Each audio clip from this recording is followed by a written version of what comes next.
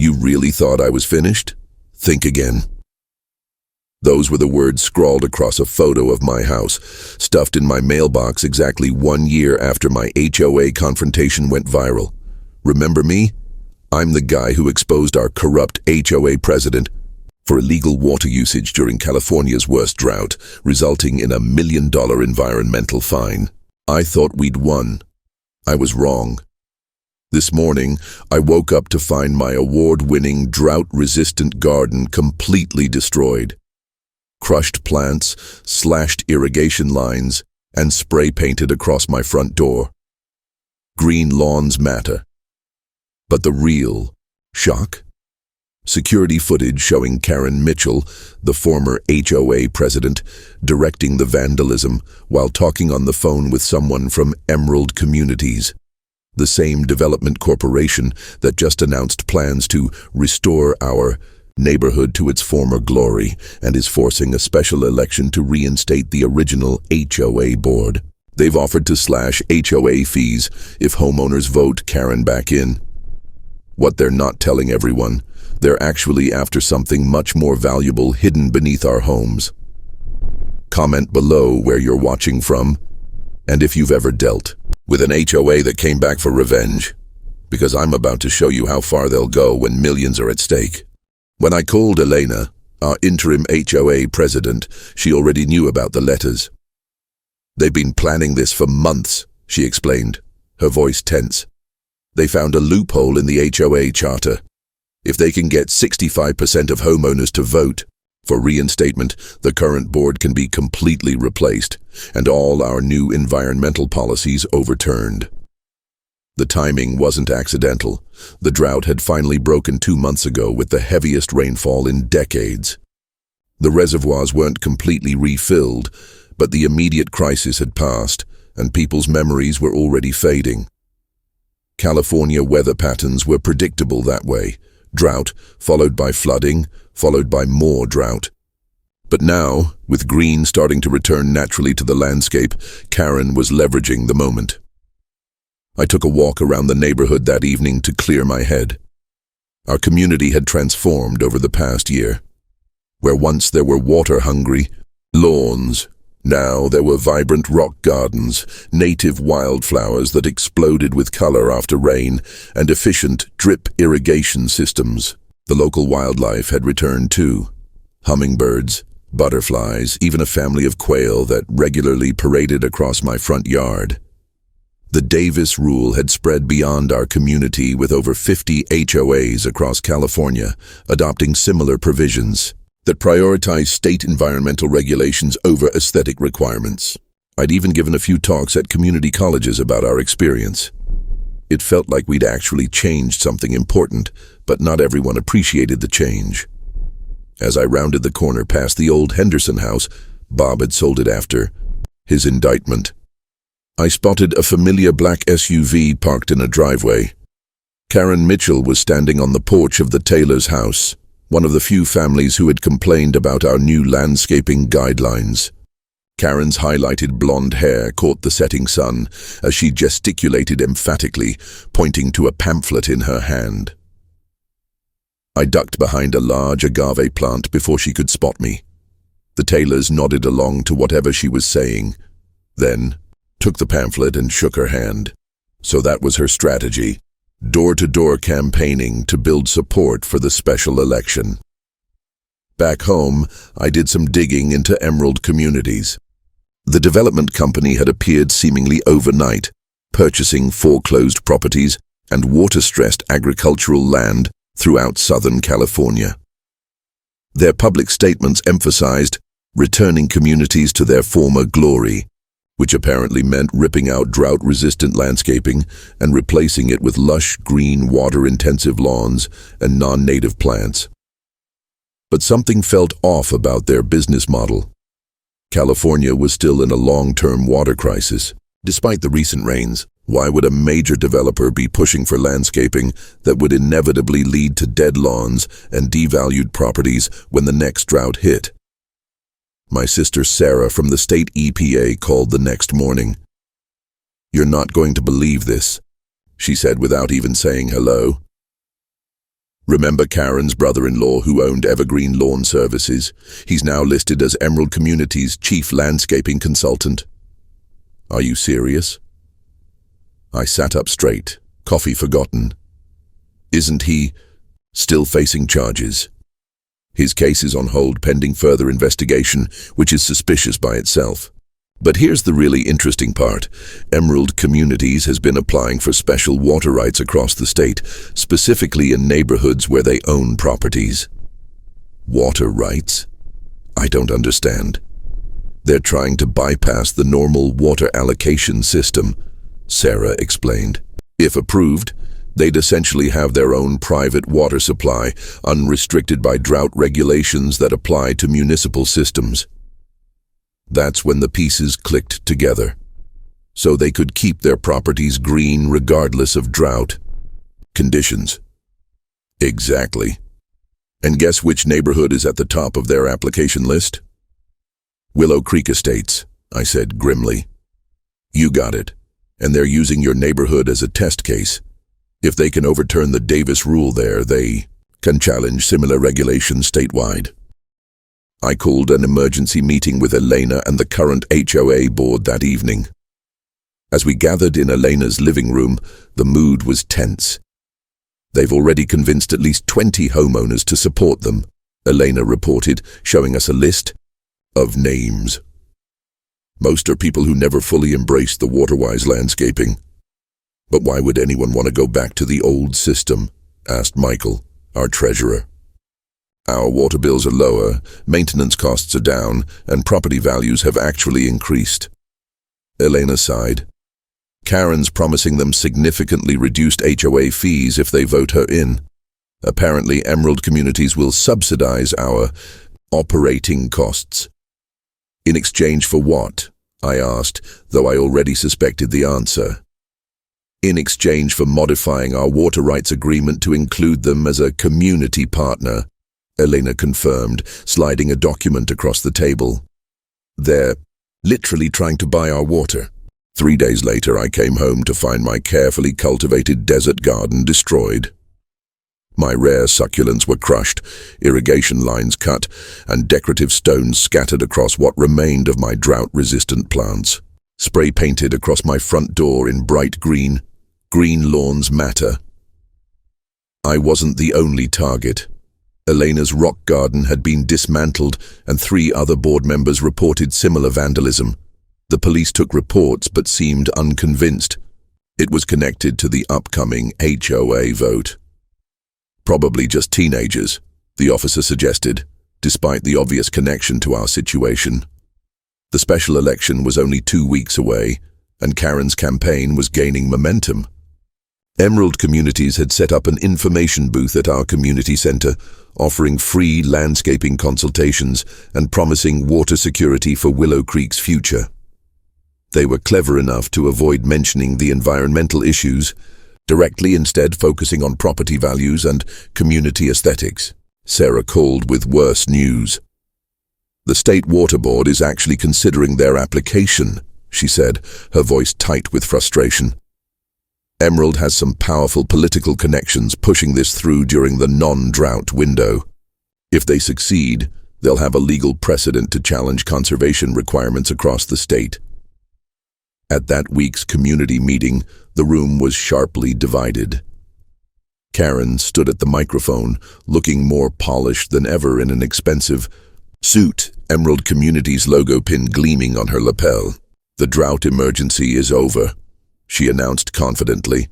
It's time to restore our community to its former beauty. She clicked to a slide showing before and after images of our neighborhood, but the before pictures were from the brief, rainy spring before the drought, while the after images were selectively shot to make our water-wise landscaping look barren and unkempt. And what happens when the next drought comes? I challenged from my seat. Karen smiled thinly. Emerald Communities has guaranteed water security regardless of future weather patterns. Their proprietary system, you mean like the proprietary system that illegally bypassed water meters last year? I interrupted. The room erupted into argument.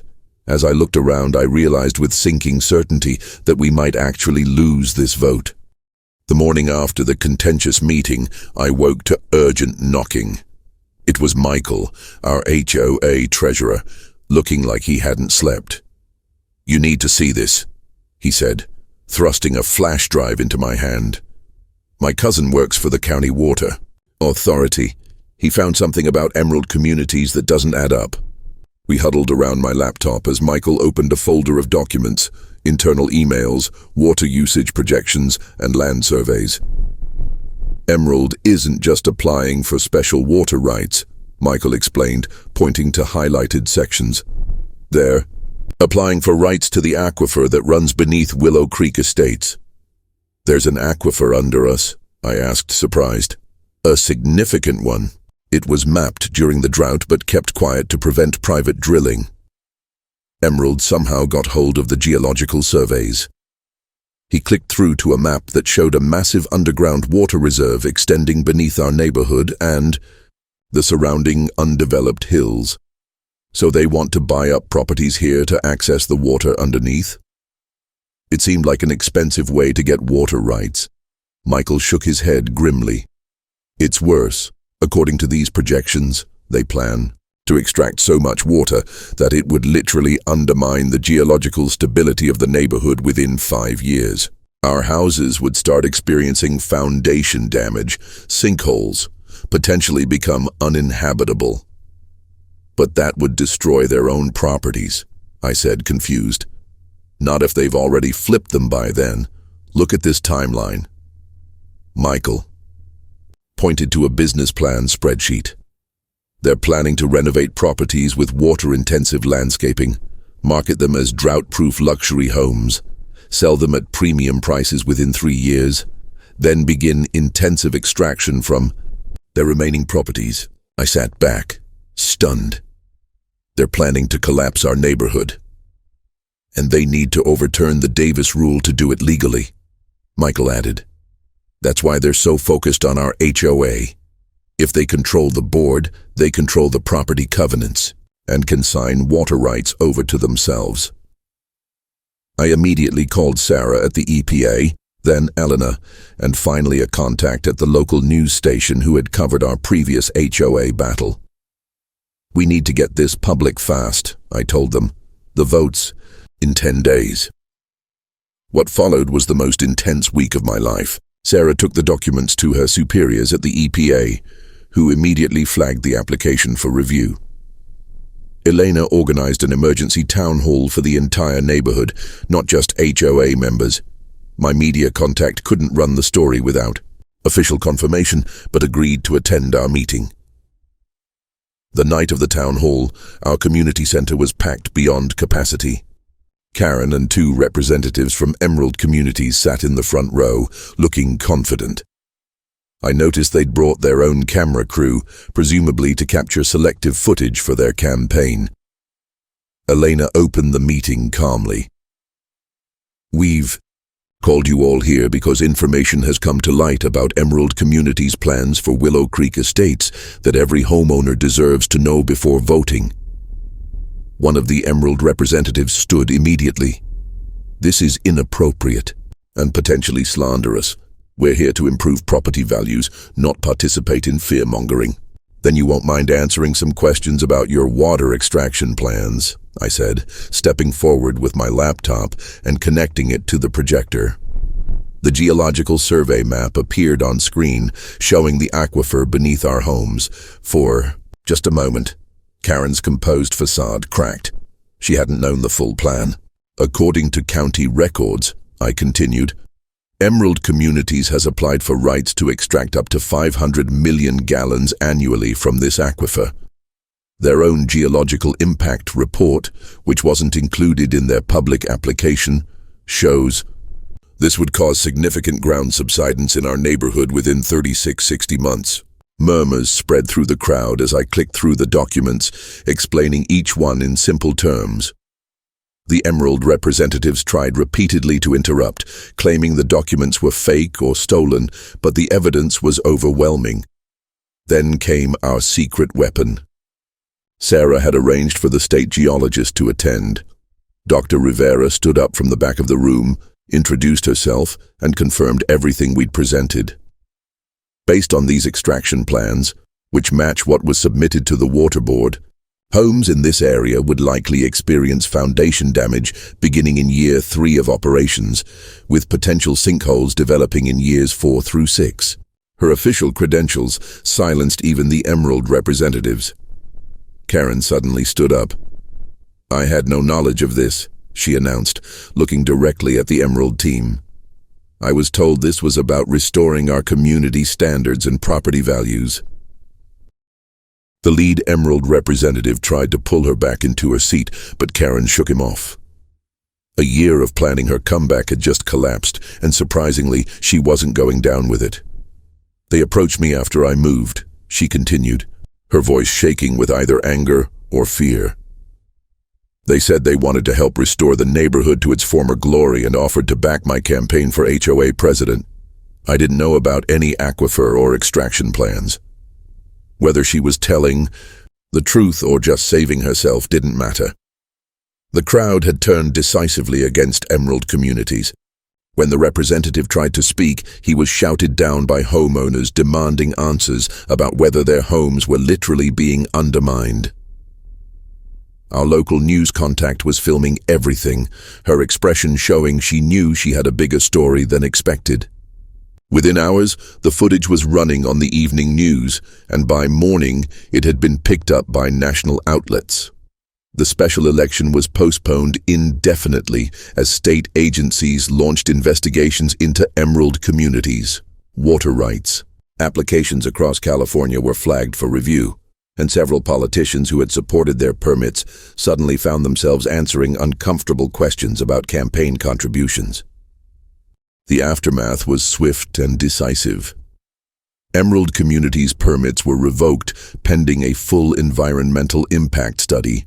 3 executives were indicted for fraud and conspiracy when investigators discovered they deliberately concealed geological impact data from regulatory agencies. Surprisingly, Karen became an unlikely ally. Once she realized she'd been used as a pawn in a scheme that would have destroyed her former neighbors' homes, she provided state investigators with all her correspondence with Emerald communities. Her testimony proved crucial in the case against them. The Davis Rule not only survived, but was strengthened. The state legislature passed a bill requiring all HOAs to explicitly recognize environmental regulations as superseding aesthetic guidelines, with specific protections for water conservation measures. Our neighborhood returned to a peaceful existence. The drought-resistant landscaping flourished after the rainy season, creating a colorful tapestry that attracted visitors from across the state looking to convert their own yards. As for me, I was just happy to rebuild my garden, this time with security cameras covering every angle. Sometimes standing your ground isn't just a one-time thing. It's an ongoing commitment to what's right, even when the challenge comes back in a different form. Because as we learned, water is worth fighting for, and community is worth protecting. Together.